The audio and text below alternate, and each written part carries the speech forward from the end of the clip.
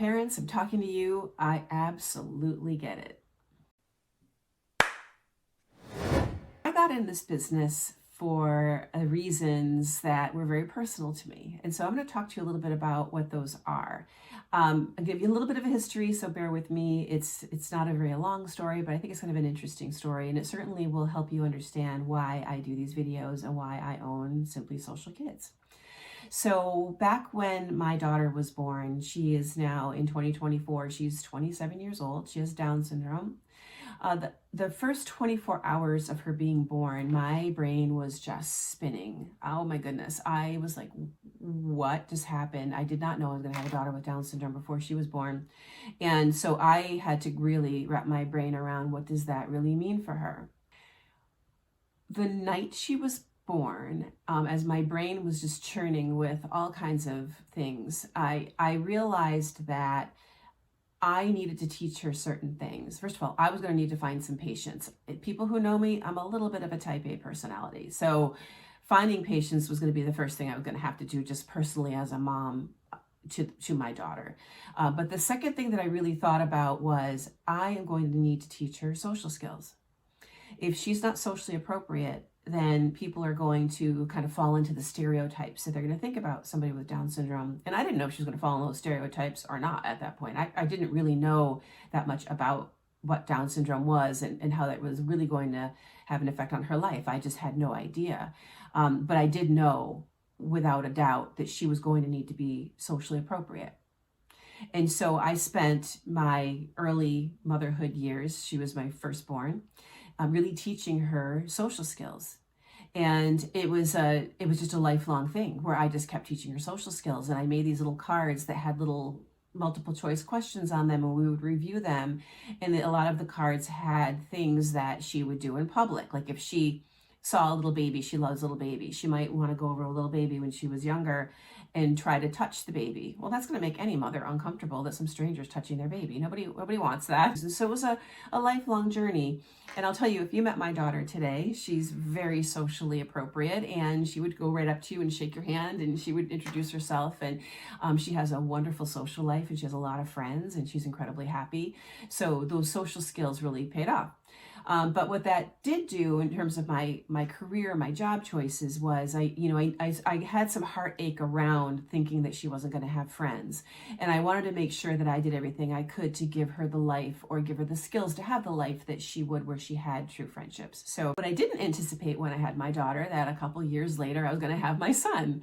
And my son at around age 10 was diagnosed with ADHD. We were all sitting around playing like a board game at the kitchen table, and all four of us, and all of a sudden I look over and there's my son on one of those portable trampolines you can have inside your house, and he's just like boing, boing, boing, boing. I'm like looking at him going, I'm not sure he's supposed to be doing that all the time. And so we definitely had him checked out, and he was the poster child for somebody who had ADHD. And so I then had to teach him some social skills as well, in only a completely different type of way. He just had different needs in terms of what his socialization issues were that were not the same as my daughter's. So as a mom, I really worked on finding ways to teach him how to be socially appropriate as well.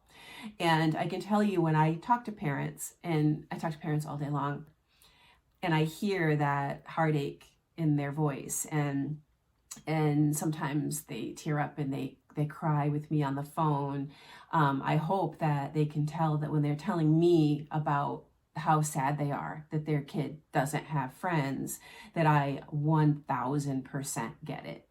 I have peeled my son off the floor in the puddle of tears that he was in, to try to build him up after, his best friend bullied him, or somebody was, excluding him from something, or somebody was embarrassing him publicly, or whatever the thing was, or maybe just somebody who just didn't seem to want to be friends with him anymore, and really just had to try to build him back up after each of these instances kind of tore him down.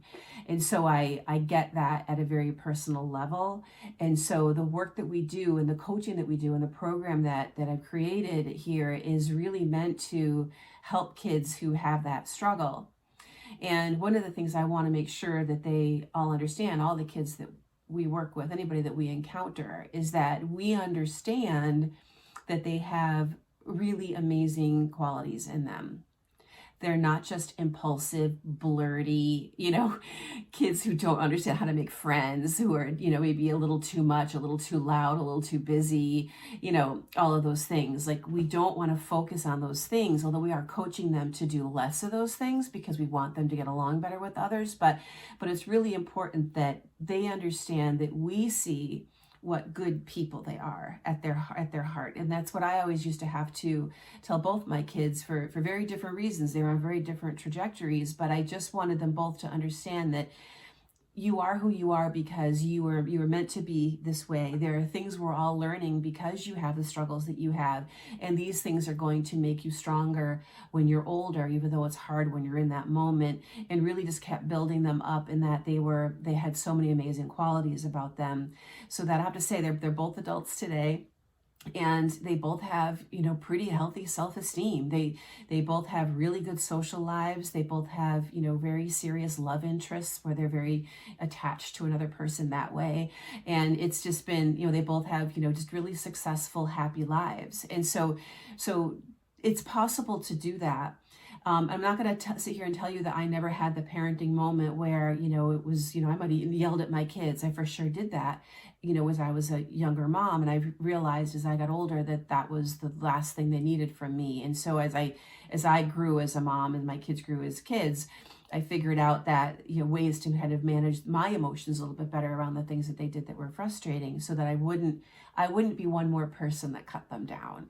And I think that's what was really important, is that I kind of developed this really strong belief that, my kids needed to make sure that, our home was always that soft place to land, because other places were not really great for them at times.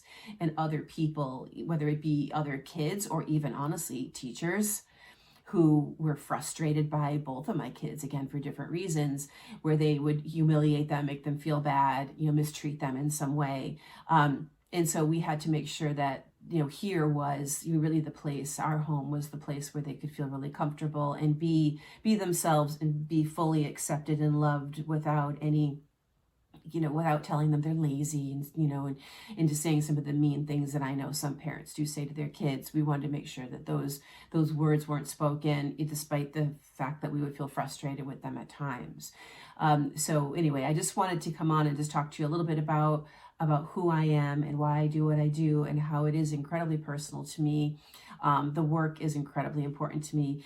Everybody on my team is incredibly passionate about what they do and the work that we do, and that we understand its importance, and none of that is lost on us when we talk to people, through intakes or we meet kids for the first time. So I just wanted to mention that. And, if you have any questions, definitely give me a call and we can talk about it more. If you want to talk about your situation, I'm certainly happy to chat with you about it. And if you found this video useful, please hit the like button, hit subscribe. We're going to be doing a lot more videos on how to help kids be more social of all ages. We work with ages 8 through young adults, so we have a very wide age range of the kids that we work with. And if you'd like to leave a comment, I would absolutely love to hear from you.